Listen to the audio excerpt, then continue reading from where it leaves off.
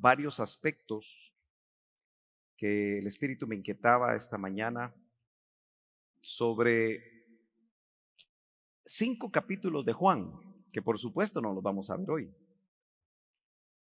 Pero el capítulo 13, el capítulo 14, el capítulo 15, el capítulo 16 y el 17 de Juan, lo que ahí se describe sucedió pocas horas antes de morir. Usted se preguntará quién, ya sabe quién, ¿verdad? Nuestro amado Cristo, nuestro amado Jesucristo. El autor, que fue uno de los discípulos, dice la Biblia que el discípulo a quien Jesús amaba. Y uno se pregunta, ¿será que no amaba a los otros 11? Bueno, es probable que el Señor no quisiera amar mucho a Judas, pero ¿cuántos saben que él amaba a los 12? Pero cuando dice que el discípulo a quien Jesús amaba, que se recostaba en el pecho del Señor, indudablemente estamos hablando de una relación mucho más profunda. Por eso es interesante que nosotros estudiemos a uno de los discípulos más jóvenes, que es Juan, porque tipifica la iglesia novia, la que va a estar más cerca, la que va a estar ardiendo en amor. Dice amén. Mateo 26, 17 y Marcos, que vamos a ver también, y Juan, lo va a tener usted ahí cercano, Marcos 14 y Juan 13, porque son 3 pasajes que hablan exactamente de lo mismo, solo que con diferentes autores. A esto se le llama la armonía de los evangelios. Y es muy importante que nosotros lo leamos de esa manera, porque lo que no dice Juan, lo dice Mateo. Y lo que no dice Mateo, lo dice Marcos. Así que leamos la escritura en el capítulo 26 y verso 17 dice: el primer día de la fiesta de los panes sin levadura. Subrayé eso porque eso va a ser importante cuando lo comparemos. Dice: se acercaron los discípulos a Jesús diciendo: ¿dónde quieres que te hagamos los preparativos para comer la Pascua? Gloria a Dios. Note que lo que aquí se va a narrar, e insisto, a pocas horas antes de morir, porque ¿cuántos saben que el Señor murió muy cercano? Y usted va a notar y hasta puede hacer sus cálculos. No vamos a ubicar exactamente en qué día, sino que solamente nos vamos a mostrar, no vamos a decir si es miércoles, si es jueves, si es viernes, porque eso es otro tema que hoy en día es polémico. Porque algunos aseguran firmemente que el Señor murió miércoles de esa semana. Y la mayoría de nosotros pues hemos creído que Él murió viernes. Pero no me voy a meter a eso, sino que quizá en otra ocasión podemos platicar un poquito de eso. Pero el primer día de los panes sin levadura era una fiesta de 7 días, por eso se menciona el primer día. Vamos a ver también, déjeme marcarlo acá, que dentro de estos acontecimientos se desarrollaba el sacrificio del Cordero Pascual en una fiesta que se celebraba junto con la fiesta de los panes sin levadura, que es la fiesta de la Pascua. ¿Me está entendiendo? Otro detalle interesante que vamos a tratar de ver en esta ocasión es que precisamente para celebrar lo que llamaríamos la última Pascua antes de morir, Jesús se reúne con sus discípulos y lo hace en un aposento alto. Usted recuerda, hay muchos detalles alrededor de eso. Y también en esa Pascua, que era una cena, y por eso había que preparar lo que se iba a consumir en esa Pascua de acuerdo a lo que se había establecido y había recibido revelación Moisés, uno de los 12, llamado Judas. De hecho, me parece que había 2 Judas ahí, pero este era el Iscariote. Es evidenciado por Jesús en medio de esa cena. Ahora, si me acompaña a Marcos, capítulo 14, déjeme ver si está por acá. Ahí está. Marcos capítulo 14, verso 12. Siempre me siento muy lejos de ustedes cuando estoy allí en el púlpito. Pero quiero que usted ponga atención a lo que dice el evangelista Marcos. Él escribe de una manera mucho más resumida, porque apenas tienes 16 capítulos. Mientras que Mateo, ¿cuántos capítulos tiene, hermano Axel? 28. ¿Y cuántos tendrá el Evangelio de Juan? 21. ¿Cuántos tiene el Evangelio de Juan? Sin ver la Biblia. ¿Ah? ¿Y Lucas cuántos capítulos tiene? A todos están va a buscar la Biblia, ¿verdad? Pero deberíamos de estar familiarizados, ¿verdad? Bueno, usted, le aseguro que hoy en la noche no se va a acostar sin chequear cuántos capítulos tiene, para que la próxima vez que yo le pregunte, usted lo va a tener bien claro. Dice Marcos capítulo 14, verso 12. El primer día de la fiesta de los panes sin levadura, y mire lo que añade, cuando se sacrificaba el cordero de la Pascua. Eso no estaba en Mateo. ¿Sí? No estaba, ¿verdad? Lo que coinciden es que el primer día de la fiesta de los panes sin levadura, pero Marcos añade un elemento interesante, cuando se sacrificaba el cordero de la Pascua. Eso estaba establecido desde el Antiguo Testamento. Usted lo puede chequear. Sus discípulos le dijeron: ¿dónde quieres que vayamos y hagamos los preparativos para que comas la Pascua? Y es que esto es muy interesante, porque el Señor iba a comer esa Pascua y tan solo unas horas después iba a estar crucificado en una cruz. Yo creo que usted no pierda de vista ese contexto. E iba a ir a la cruz por usted y por mí. Ese cordero que se sacrificaba en la Pascua, desde tiempos de Moisés, cada Pascua, tantos corderos según las familias que se sacrificaban, proféticamente apuntaban a uno,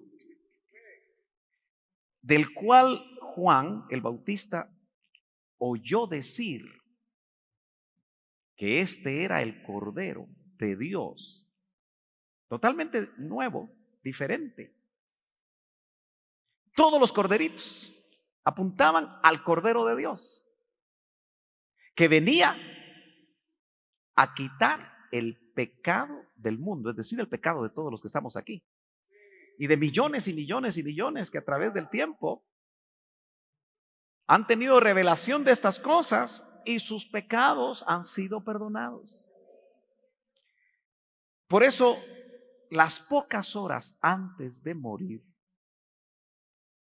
lo que el Señor ponía en mi corazón es que nosotros tenemos que poner atención, porque lo que aconteció al cuerpo físico de Jesús también le va a acontecer al cuerpo místico, pero especialmente aquellos que estamos anhelando ser novia. Dice amén. Entonces tenemos que leer los evangelios despacio. Y en esas poquitas horas, sin duda, el Señor le iba a trasladar a sus discípulos cosas sumamente importantes antes de que Él muriera. Acuérdese que la muerte del Señor en la cruz del Calvario nos tiene que hablar a nosotros de también el aspecto que cada día dice la Escritura: nos tenemos que negar a nosotros mismos. Cada uno niéguese a sí mismo. Yo no sé cuántas veces se negó usted hoy a usted mismo.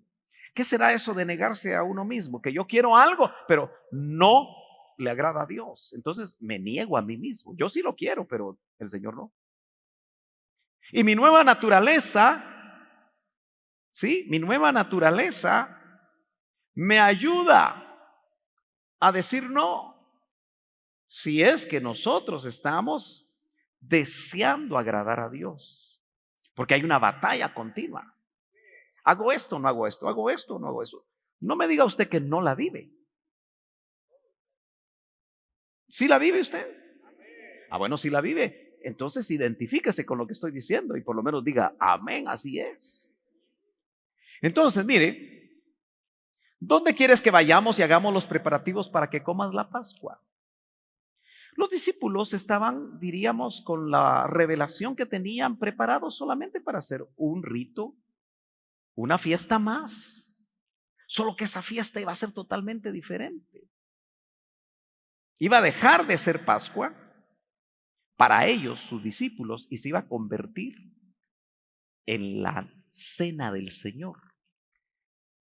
Que nosotros como discípulos de Cristo 2000 años después también practicamos, pero ya no la Pascua. No sé si me doy a entender, hermanos amados. Acuérdese que yo necesito su retroalimentación. Gloria al Señor. Pero si vamos a Juan 13:1, dice, antes de la fiesta de la Pascua, sabiendo Jesús, mire lo que dice Juan, sabiendo Jesús que su hora había llegado, pero solo lo sabía Jesús. Muchas veces el Señor les habló a sus discípulos que Él iba a morir, pero ellos no lo creían. ¿Se acuerda aquellos dos discípulos de Maús después de que murió y el mismo Señor resucitado se les pone a la par? Y ellos dicen, eres tú el único que no sabe estas cosas, pero ellos estaban regresando a su vida de antes, porque no habían entendido. Pero el Señor dice que su hora había llegado para pasar de este mundo. ¿A dónde? Al Padre. Habiendo amado a los suyos, mire qué maravilloso esto, habiendo amado a los suyos, quiere decir que Él vino por los suyos, que estaban en el mundo, los amó hasta el fin. ¿Usted cree que el Señor nos siga amando? Mire, porque nos ama estamos aquí, hombre. Porque nos ama. Han sucedido tantas cosas de bendición en nuestras vidas, que a pesar de las circunstancias difíciles, nosotros estamos de pie. No por nuestra fuerza, sino por la fuerza de Él, por el poder de Él. En nuestra debilidad, su grandeza se perfecciona. Amén. Dice, para pasar de este mundo al Padre. Bueno, quise hacer un dibujito. Ahí está el mundo. Quise ponerlo del lado de nuestra América. Pero lo que dice el verso es, para pasar de este mundo. ¿A dónde? Al Padre. Más adelante nos vamos a dar cuenta que Él dejó al Padre para venir a hacer esta labor de redención. Y regresó al Padre. Y eso marca lo que conocemos nosotros como la ruta de los celestes. Que salimos del Padre para venir a este mundo con un plan. Mire, dentro del plan puede ser que usted se vuelva millonario aquí en la tierra, pero no es el plan principal. Puede ser que usted se vuelva un profesional exitoso, pero no es lo más importante del plan. Ahí es donde muchas veces nos confundimos. Puede ser que usted, esos años que el Señor le permitió venir a la tierra, haya alcanzado muchos logros y también haya tenido muchas experiencias difíciles, pero usted traía un plan y trae un plan, como el Señor traía el plan redentor, y se dedicó exclusivamente a desarrollarlo e hizo exactamente lo que tenía que hacer por amor a nosotros. Dice amén. Gloria a Dios. Acompáñame ahí al verso 2 de Juan. Vamos a ir desarrollando poco a poco algunas cosas, porque acuérdese, no sé cuántos viernes me va a llevar o domingos desarrollar 5 capítulos. Ojalá que usted los lea en casa. Mire, mi pastor sabe qué decía acerca de Juan. No Juan el Bautista, Juan el apóstol. El mismo que escribe las 3 epístolas de primera, segunda y tercera de Juan. No sé si usted las ha leído, pero si se quiere familiarizar con Juan, también se va a tener que leer el Apocalipsis. ¿Cuántos capítulos tendrá el Apocalipsis, hermana Rosita? 22, gloria a Dios. Ella sí sabe. Aleluya. Capítulo 13, verso 2. Y entramos en materia, dice, y durante la cena. Mire qué interesantes estos aspectos. Es que mire, usted debería tener su Biblia a la mano ahí para subrayar con colorcitos. Hombre, hágame caso. Es que no tengo para colorcitos. Bueno, entonces, como pueda, pues. Pongo unas líneas así punteadas, otras líneas continuas. Pero haga de su Biblia algo que cada vez que usted la lee, porque yo quiero todavía pensar inocentemente que usted lee la Biblia en su casa. Y cuando tenga sus devociones y lee, aquí me dijo el Señor tal cosa, porque hermano, ahí sentadito el Señor le habla a usted también.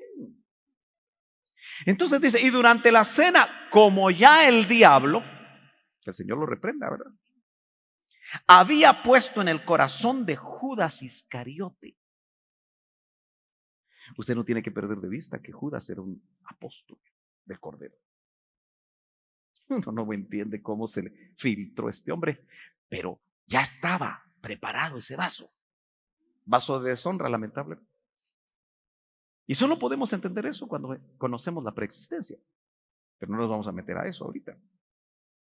Hijo de Simón, el que lo entregará. Pero nota que el diablo se puede meter y cambiarle la ruta a un apóstol. ¿Aló?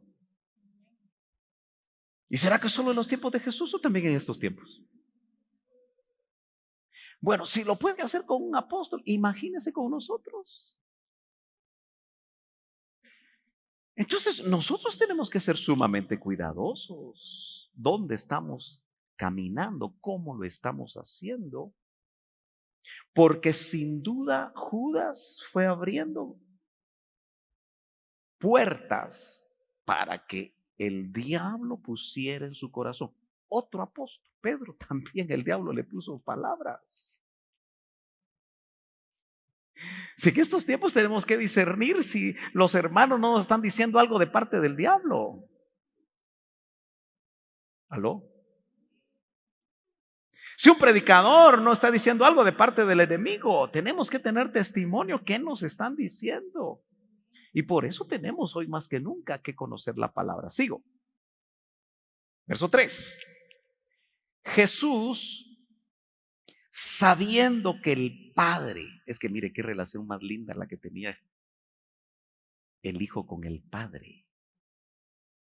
Pero mire, está puesta aquí en la palabra esa relación tan hermosa, porque usted es hijo y usted es hija. O usted no tiene testimonio de que es hija. Y es hijo. Entonces tiene que tener esa relación también especial como hija y como hijo. Que cada vez que se despierta usted dice, Padre, te doy gracias porque amanecí con vida. Cuando está comiendo sus huevitos, Padre, te doy gracias porque me proveíste mis huevos. Iba en el carro, gracias Señor porque tuve para gasolina. Cosas tan cotidianas que creemos que ya no hay que ni siquiera agradecer. En esa íntima comunión con Dios, cuando sienta usted la hora de tráfico para llegar a su trabajo, ni se sintió porque usted iba en comunión con el Padre. Ya no tuvo que enojarse con fulano, mengano, que una moto aquí, que no sé qué, porque vamos bien carnales muchas veces. ¿Me está entendiendo? Jesús, sabiendo que el Padre había puesto, póngale atención a esto, había puesto todas las cosas en sus manos. Ahora, esto es el capítulo 13, pocas horas antes de morir. Y ya el Hijo sabía que el Padre había puesto todas, no pocas, ¿verdad? Todas las cosas en sus manos. ¿Se acuerda que Mateo 28, los últimos versos 19 y 20, que lo definimos como la gran comisión, que voy a ver quién me lo repite de memoria? No vaya a ser que no van a poder. Pero ¿qué dice? Sin leer la Biblia. Es que son pasajes clásicos que nosotros teníamos que conocer muy bien porque es la gran comisión. No busque la Biblia. Toda potestad. Alguien dijo eso, ¿verdad? Me es dada. Y casi siempre decimos que es porque Él ya había muerto y resucitado. Pero yo no me había fijado esto. Dice Jesús, sabiendo que el Padre había puesto todas las cosas en sus manos. ¿Lo había leído usted? Él ya sabía lo que al morir y resucitar iba a poder él efectuar, pero ya tenía un conocimiento. Es que mire, cuando lleguemos al capítulo 17, de aquí a un año, no es cierto, usted se va a dar cuenta que en el capítulo 17, cuando él está en el Getsemaní, está en otra atmósfera. Él está orando en la tierra, pero ya no está en la tierra. Pero unos cuantos viernes, si usted viene, vamos a ir viendo esto. ¿Le parece? Pero nota que el Padre le había revelado que todas las cosas estaban en sus manos. Mire pues, si a usted, perdón, tiene que orar por mi garganta usted. Si a usted le dijera el Padre, yo te voy a dar esto, te voy a dar esto, te voy a dar esto, te voy a dar esto, te voy a dar esto. Yo le aseguro que algo cambia en usted. ¿Sí? Pero si le dijera que le van a dar todas las cosas, el problema que nosotros tenemos es que tenemos todavía naturaleza pecaminosa. En cambio, el Hijo no la tenía. Pero usted no se da cuenta que solo nos suben de puesto y ya sacamos más el pecho.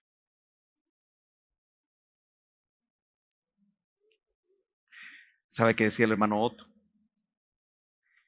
Les dan otro puesto en la iglesia y hasta cambian la forma de caminar.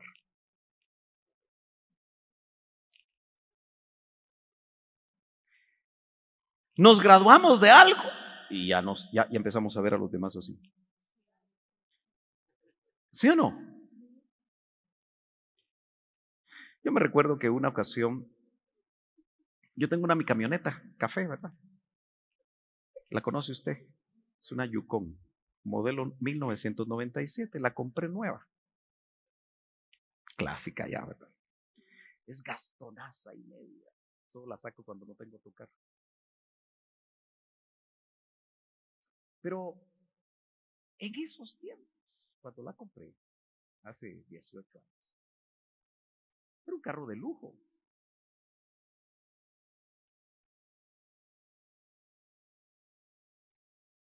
Y cuando uno va en un carro así, como tiene su alma, ¿verdad? Todos me ven así, como ustedes son tan espirituales y no sienten ese tipo de cosas, ¿verdad? Me ven así, ay, el hermano se...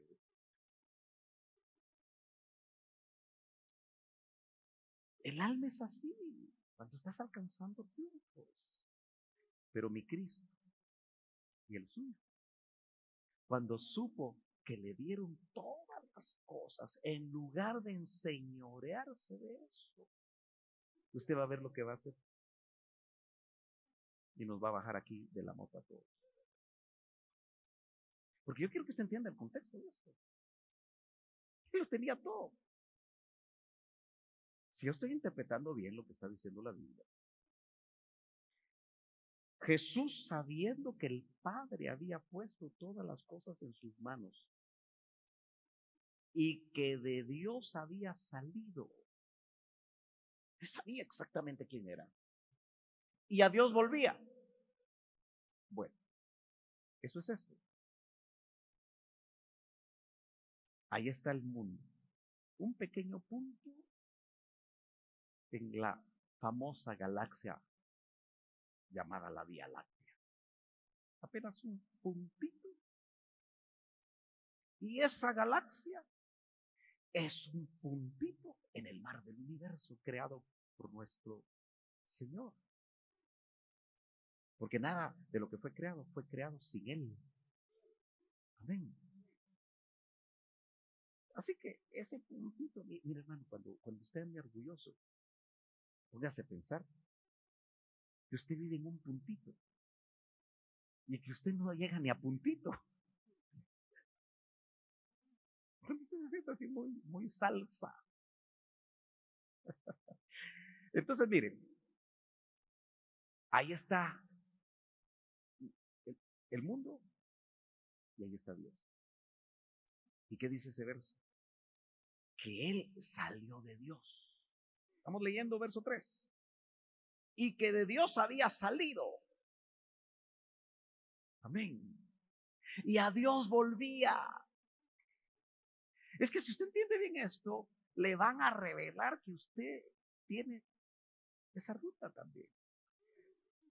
Y que si salió de la casa del Padre, va a regresar a la casa del Padre, a menos que lo eche a perder usted. Aleluya. Pero regreso al verso 4. Dice,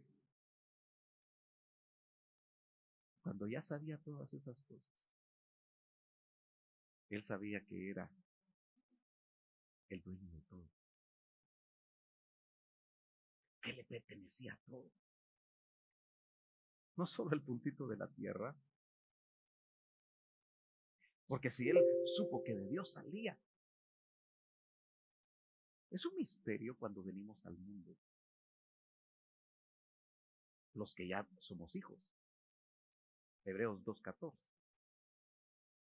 Por cuanto los hijos participaron de carne y sangre, era necesario que él, hablando del Hijo de Cristo, participara de lo mismo. Pero ojo, hay hijos que ya vienen hijos. Porque dice, por cuanto los hijos participaron de carne y sangre, ellos ya eran hijos antes de participar de carne y sangre. ¿Me estás entendiendo? Antes de participar de carne y sangre éramos espíritus. Pero algunos de ellos ya hijos. No sé si se quiere ir con la cabeza explotada hoy. Pero algunos de esos hijos son creados y otros son engendrados. Entonces, mire, él sabía que había salido de Dios. Era dueño de todo. Y en el verso 4 hace lo que debemos hacerlo a él.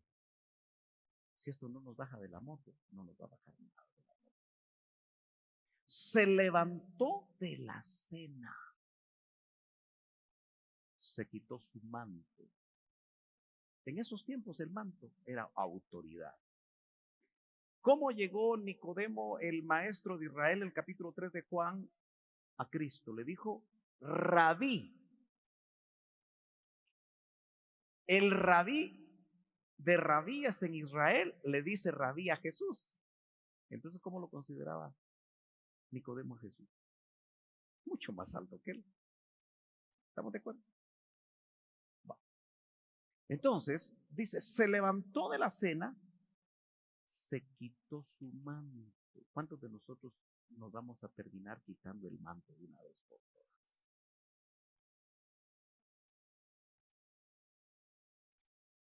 Porque a veces estamos en nuestro trabajo con nuestro manto. A veces vamos manejando un vehículo con el manto. ¿Me estoy dando a entender? A veces porque el Señor medio nos usa en la iglesia, el manto. Muchos ministros de estos tiempos se pusieron el manto de Herodes, que es el manto de la grandeza. Pero de eso hablamos otro día. Y tomando una toalla, se la ciñó. Bueno, ¿qué fue lo que hizo él? Si esto es una toalla, supóngase que esto es una toalla. Lo que hizo fue que se la ciñó. No se ría de mí.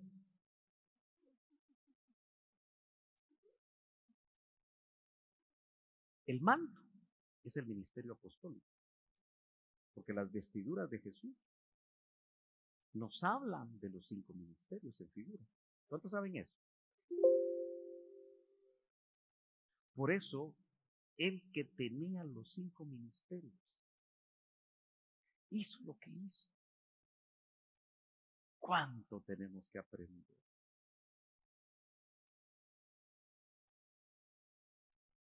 Porque en cierta manera se quitó la función apostólica.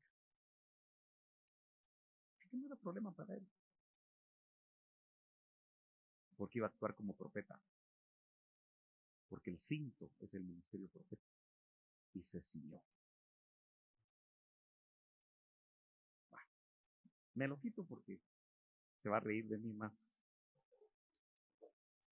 ¿Me está entendiendo, hermano? Vaya. Entonces, ¿qué fue lo que hizo? Es un dibujo, una pintura, pero ahí está sin manto, ¿verdad? Está con su túnica. La túnica es el ministerio pastoral, porque cubre todo el cuerpo. ¿Sí? Y ustedes son parte del cuerpo de Cristo.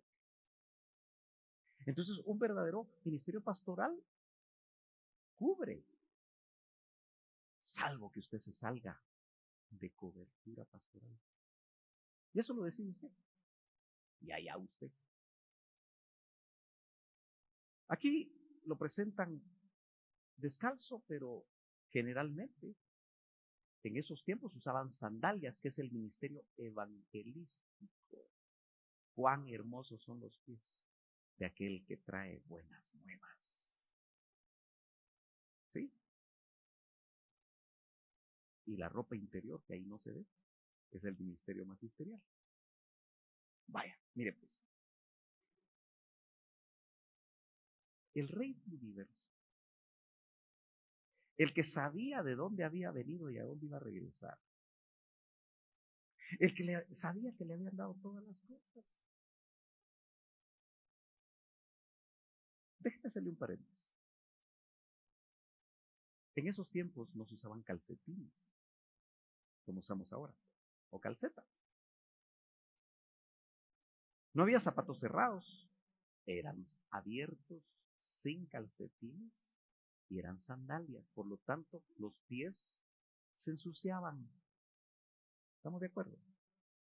Ahora, como los discípulos fueron a buscar un lugar, el Señor les dio ciertas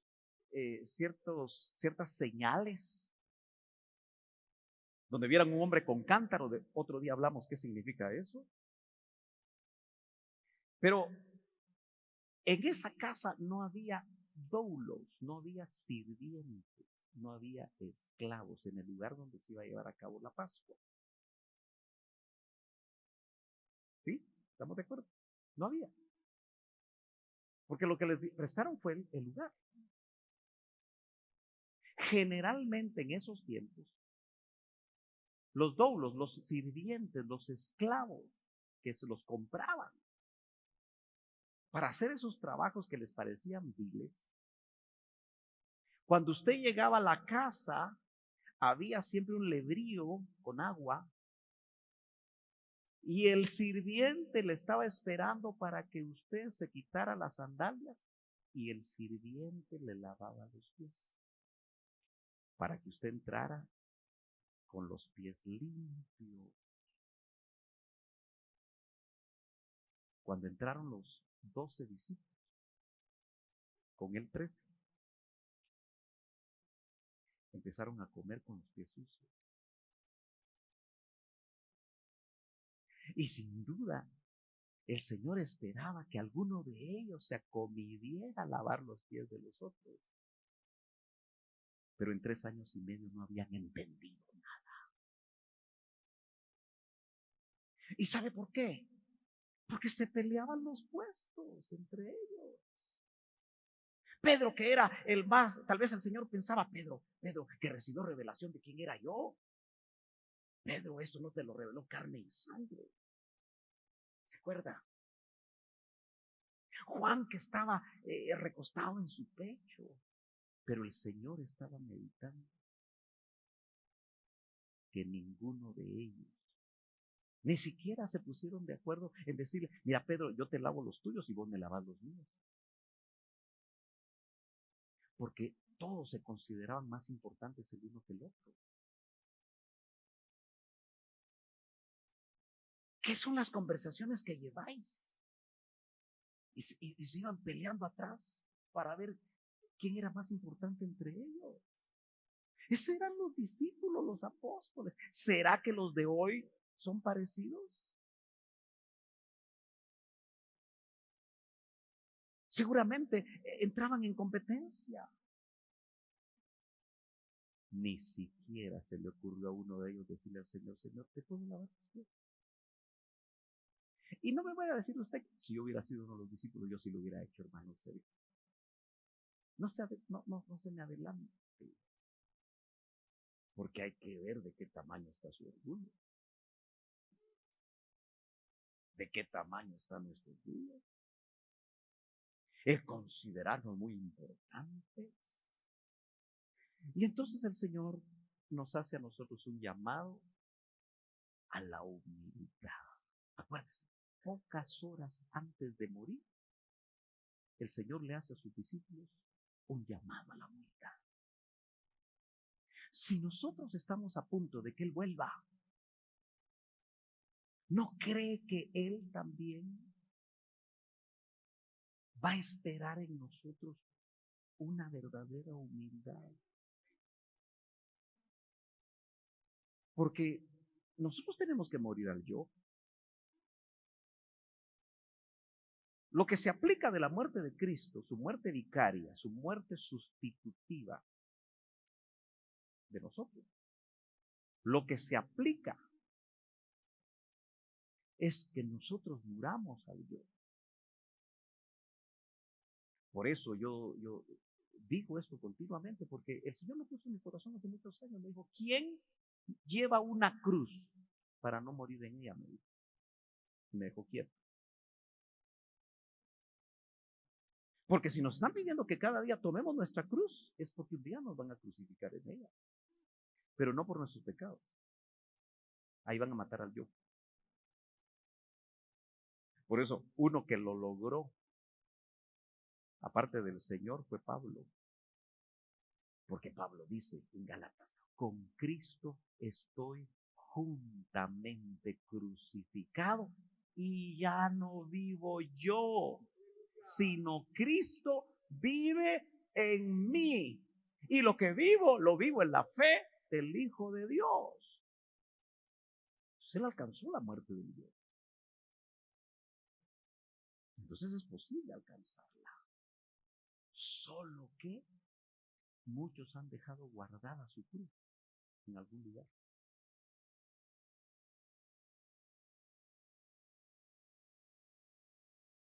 Verso 5.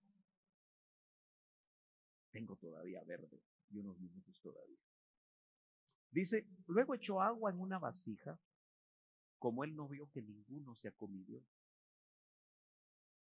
Recuérdese que él tenía los 9 dones. El haber visto lo que estaba pensando Pedro, lo que estaba pensando Juan, lo que estaban pensando todos. Judas, si era el tesorero, usted tenía la plata.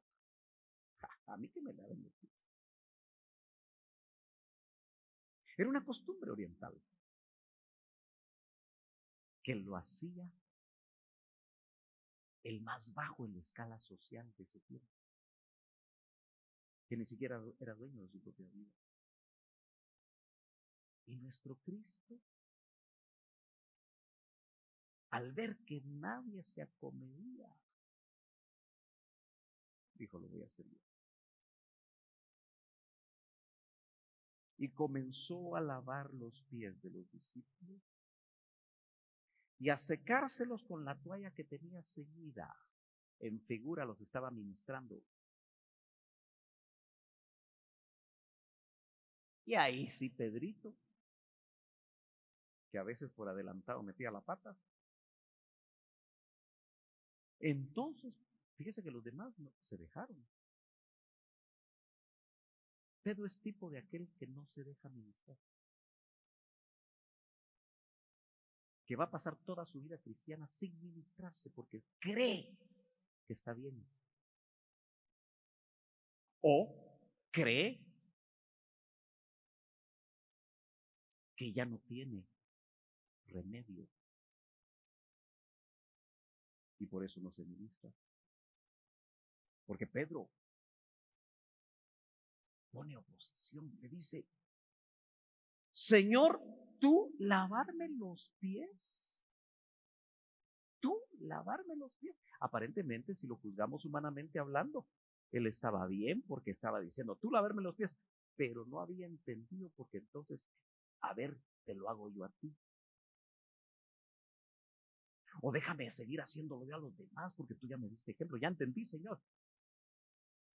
Pero ¿será que solo ellos son tuntunes?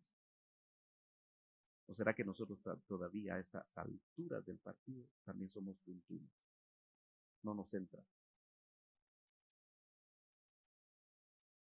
¿Tú lavarme a mí los pies? Jesús respondió y le dijo, ahora tú no comprendes lo que yo hago, pero lo entenderás después. Hay cosas que no se tienen que entender para hacerlas. El grave problema de los cristianos de hoy es que se han vuelto demasiado pensantes. Todo lo razonan. Todo quieren entenderlo. Y hay cosas que en el espíritu no se entienden todavía. Pero las entenderemos después. Pedro le contestó, jamás me lavará los pies. Tremendo el carácter de Pedro. ¿Cuántos Pedros y Pedras habrá aquí? Pastor, usted jamás me va a ministrar a mí. Sí, Pedro le contestó, jamás me lavará los pies. Y Jesús le respondió, fuerte, ante una expresión fuerte, el Señor le da una más fuerte. Solo que tranquilo, si no te lavo, no tienes parte conmigo. Fuerte.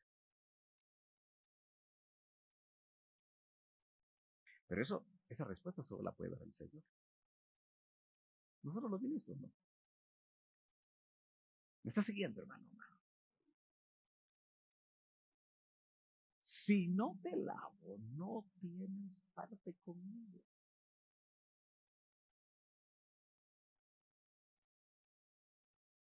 Mire lo que dice Marcos o Mateo 11:29. Tomad mi yugo sobre vosotros, es el Señor hablándole a sus discípulos, y aprended de mí.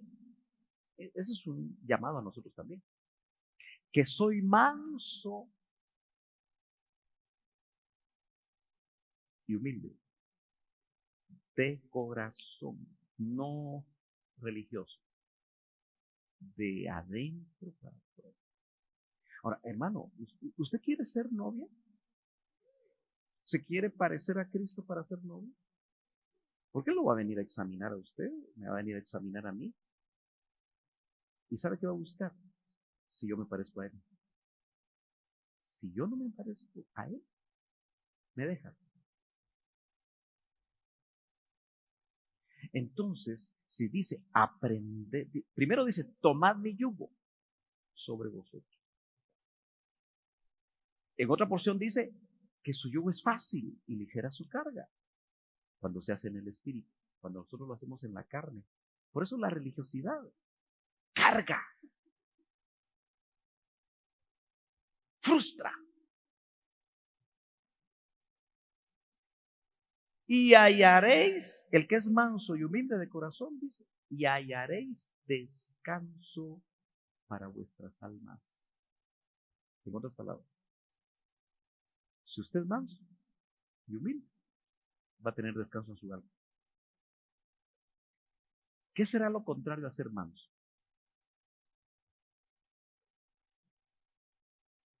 ¿Qué será lo contrario a ser manso? Impulsivo podría ser, violento, respondón. Yo no me dejo de nadie. El que hace así no tiene descanso en su alma. Y lo que se opone a la humildad es el orgullo. El orgulloso, la orgullosa, no tiene descanso en su alma. De nada le sirve venir a los cultos si nada de esto realmente toca su corazón. Ya voy a terminar, hermanos. Verso 9. Simón Pedro le dijo, Señor, entonces no solo los pies. Pedro era de los que se iba de un lado al otro. De un punto acá donde no me lavas. Ahora, Señor, báñame completo. Sino también las manos y la cabeza. Entonces Jesús le dijo, verso 10, el que se ha bañado no necesita lavarse, excepto los pies.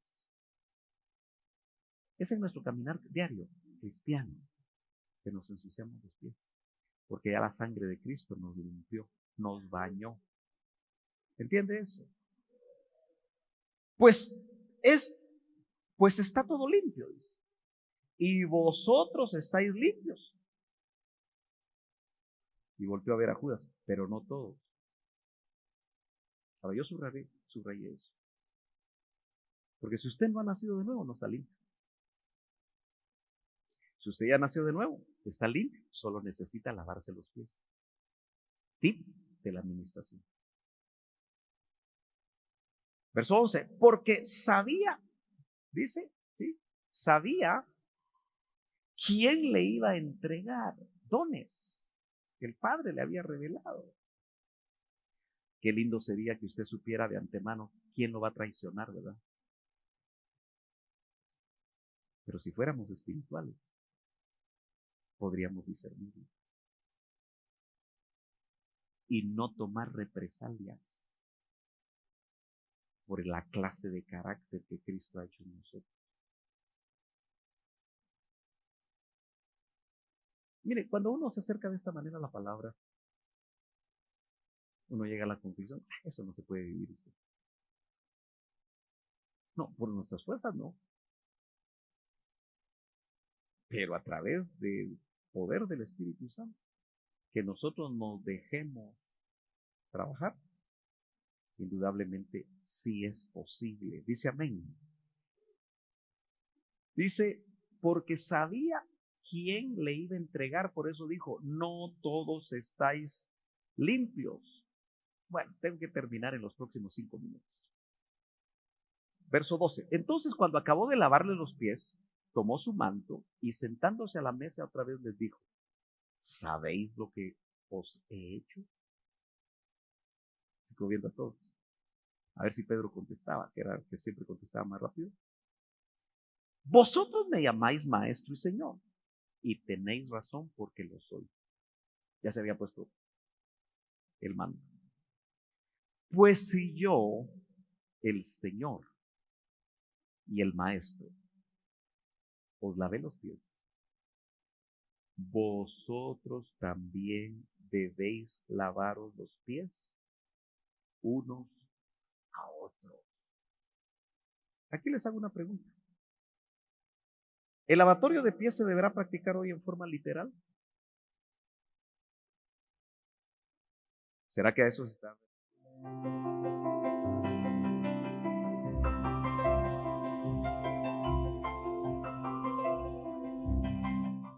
Lo han tomado como parte de su doctrina y se lavan los pies unos a otros.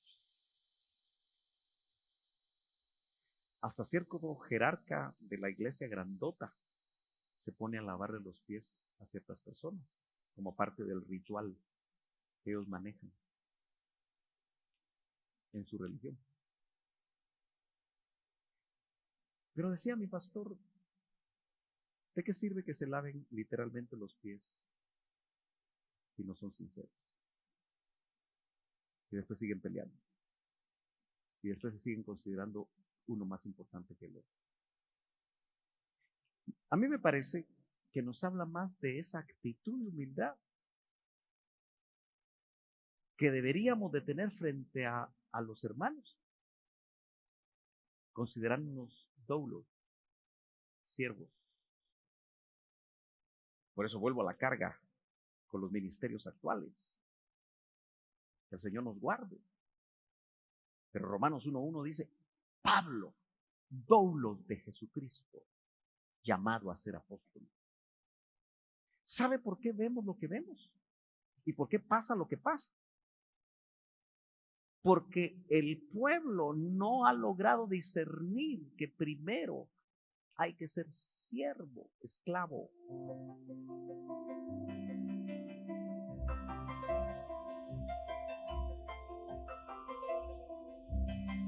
Franca para un ministerio apostólico. Es un siervo humilde que por años entendió que debe de imitar al que dice, sed manso y humilde de corazón, aprendan de mí. Por eso dice siervo, y el original dice doulos, esclavo. Alcanzar eso no es fácil, pero es requisito. Después viene el llamado a ser, otro montón de años, llamado a ser, un proceso. Y finalmente Pablo dice, Pablo, apóstol de Jesucristo. Ahora, los unos con los otros, como doulos. Termino. ¿No dice la Biblia que yo debo de considerarlo a usted como superior a mí? Y que usted me debe de considerar a mí como superior a usted. Pero es de doble vía. Nunca va a haber problema cuando dos personas aquí ficticias, este considera superior a este y este considera superior a este al mismo tiempo. ¿Lo notan? Pero cuando yo solo lo estoy aplicando hacia los demás y digo, no, es que ustedes me tienen que considerar a mí como superior a ustedes, pero de vuelta yo no los considero a ustedes como superiores, no funciona. No se alcanza el carácter de Cristo. Ahora, hagámoslo práctico, no teórico. ¿Es fácil considerarse unos a otros como superiores? ¿O no es fácil? No es fácil, ¿no? Pero a eso estamos siendo llamados. ¿Me está entendiendo, hermano? Los últimos versos dice, porque os he dado ejemplo, dice, para que como yo os he hecho, vosotros también hagáis. Para tener la misma actitud de humildad. En verdad os digo, un siervo no es mayor que su señor, ni un enviado es mayor que el que lo envió. Si sabéis esto, seréis felices si lo practicáis. ¿Cómo cambiarían las áreas de las iglesias locales si un músico considerara superior al otro músico? Si una cantora considerara superior a la otra cantora. Si el maestro de escuela dominical considerara al otro como superior a él.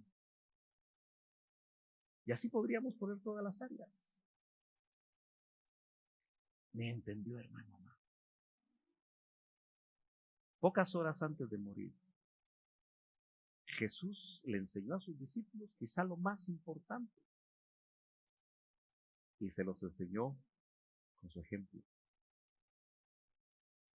Entonces, pongamos atención a esas pocas horas, porque me parece que son cosas que vamos a tener que pedirle al Señor que nos ayude a incorporarlas en nuestro carácter.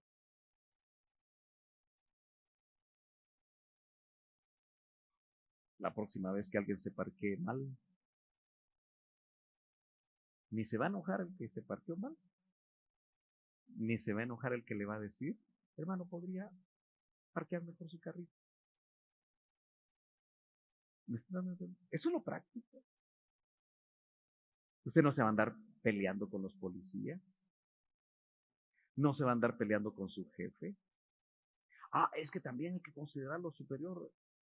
Aplíquelo y que el Espíritu se lo confirme. Póngase de pie, hermano amado. Vamos a orar. Ya nos vamos. Aleluya. Aleluya. Puede ponerse de pie ahí donde está.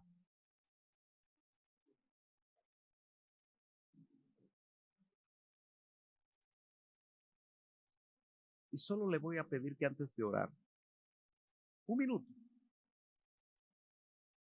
usted reflexione acerca de lo que hemos hablado esta noche.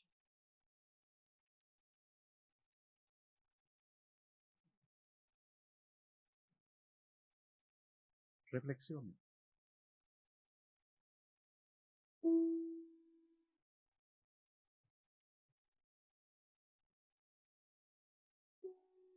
¿Tienes la actitud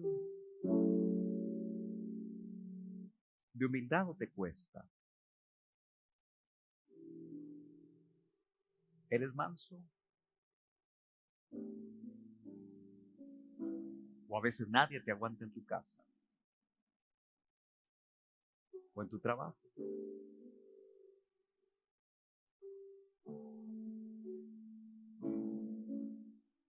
Alguien dice que la humildad se encuentra en tan pocas personas,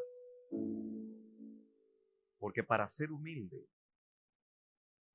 esa persona necesita tener muy clara su identidad. Cristo, sabiendo quién era, que le habían sido entregadas todas las cosas,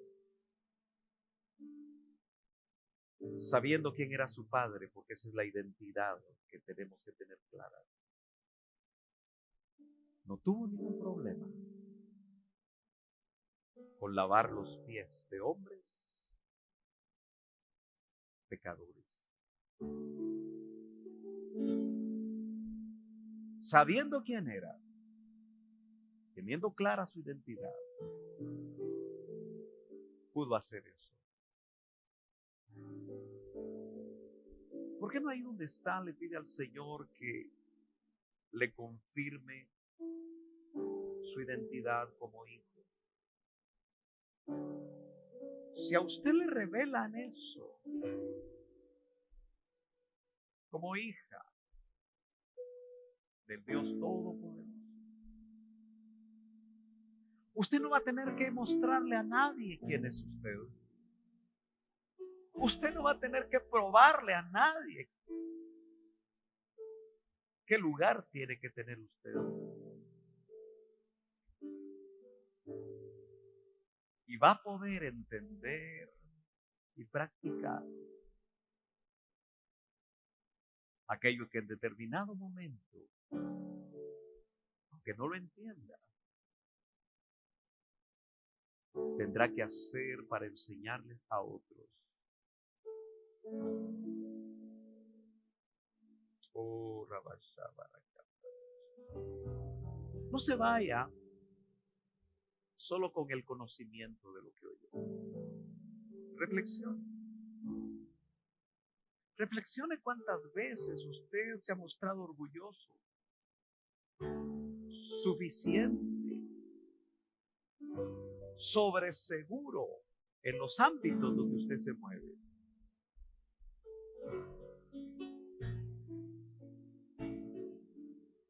Y si el Espíritu lo redarguye o no redarguye,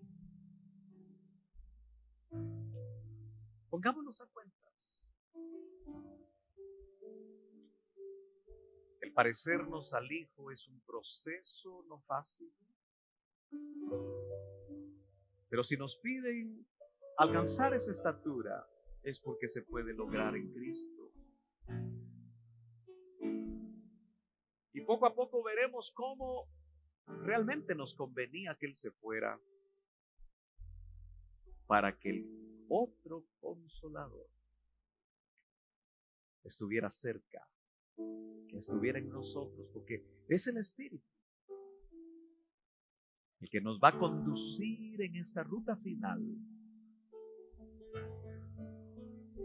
donde aprenderemos por espíritu y no por religiosidades o conocimientos bíblicos nada más, a parecernos a Él. Él es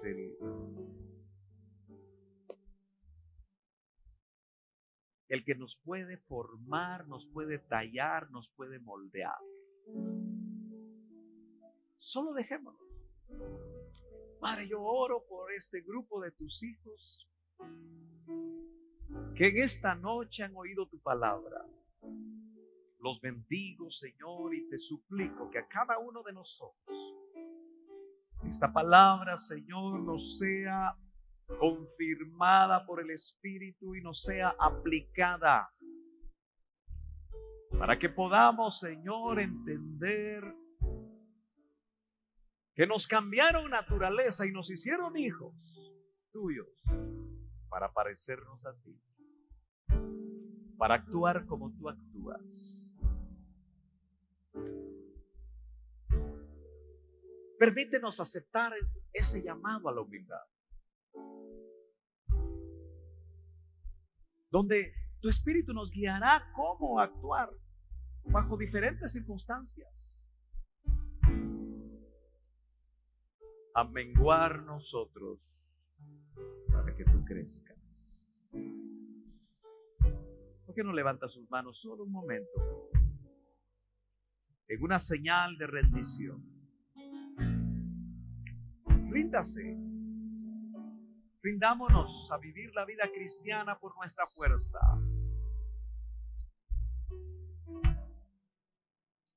Mejor dejemos que la nueva naturaleza se desarrolle.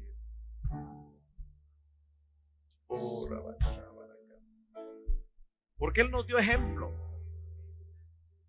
y nos pide que así como Él actuó en humildad,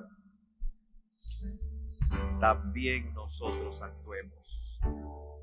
Sabemos que en algún momento el Espíritu nos va a llevar a lavar los pies literalmente de alguien,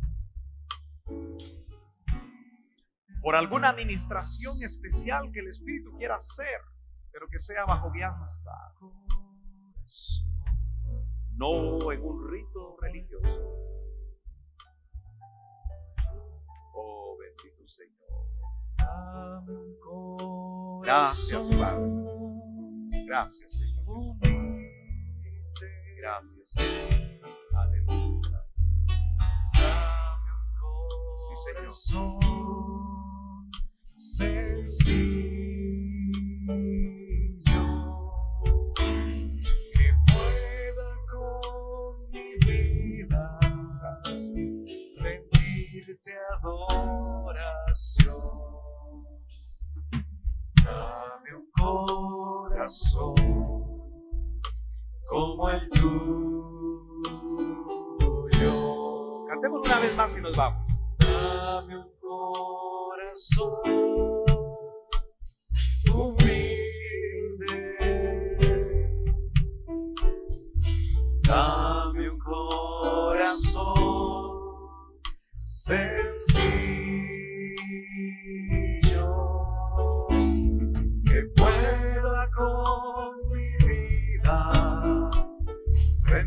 rendirte adoración.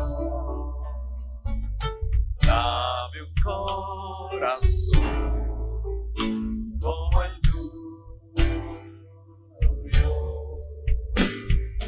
Dame un corazón, oh sí Señor, humilde, en misericordia de nosotros, Señor.